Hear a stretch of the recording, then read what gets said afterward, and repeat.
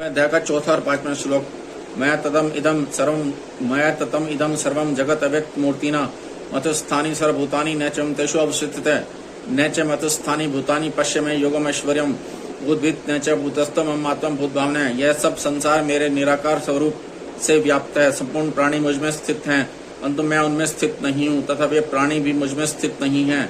मेरे इस ईश्वर संबंधी योग सामर्थ्य को देख, संपूर्ण प्राणियों को उत्पन्न करने वाला और प्राणियों का धारण भरण पोषण करने वाला मेरा स्वरूप उन प्राणियों में स्थित नहीं है।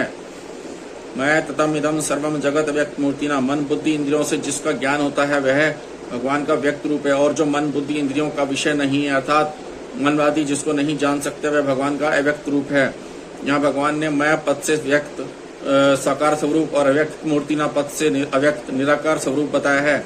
इसका तात्पर्य है कि भगवान व्यक्त रूप में भी हैं और अव्यक्त रूप से भी हैं। इस प्रकार भगवान की यहाँ व्यक्त अव्यक्त साकार निराकार कहने की गूढ़ा संधि समग्र रूप से है, अर्थात सगुण निर्गुण साकार निराकार आदि का भेद तो संप्रदायों को लेकर है, वास्तव में परमात्मा एक है। ये सगुण निर्गुण आदि एक ही परमात्मा के अलग अलग विशेषण हैं, अलग अलग नाम हैं। गीता में जहाँ सत असत शरीर शरीरी का वर्णन किया गया वहाँ जीव के वास्तविक स्वरूप के लिए आया है येन सर्वम इदम ततम। क्योंकि यह परमात्मा का साक्षात अंश होने से परमात्मा के समान ही सर्वत्र व्यापक है, अर्थात परमात्मा के साथ इसका अभेद है। जहाँ सगुण निराकार की उपासना का वर्णन आया है वहाँ बताया गया येन सर्वम इदम ततम। जहाँ कर्मों के द्वारा भगवान का पूजन बताया है वहाँ भी कहा है येन सर्वम इदम ततम, येन सर्वम इदम ततम।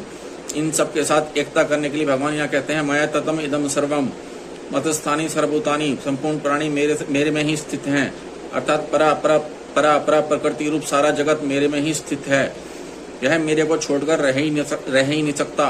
कारण है कि संपूर्ण प्राणी मेरे से ही उत्पन्न होते हैं, मेरे में ही स्थित रहते हैं और मेरे में ही लीन होते हैं, अर्थात उनकी उत्पत्ति स्थिति और प्रलय जो कुछ भी परिवर्तन होता है वह सब मेरे में ही होता है।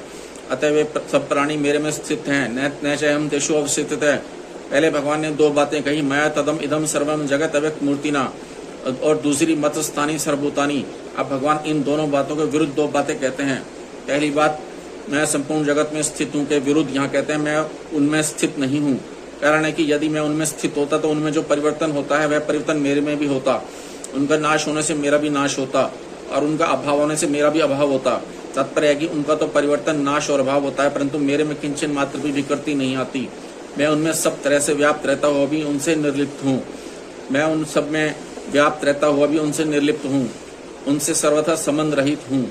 मैं तो निर्विकार रूप से अपने आप में ही स्थित हूँ। वास्तव में मैं उनमें स्थित हूँ ऐसा कहना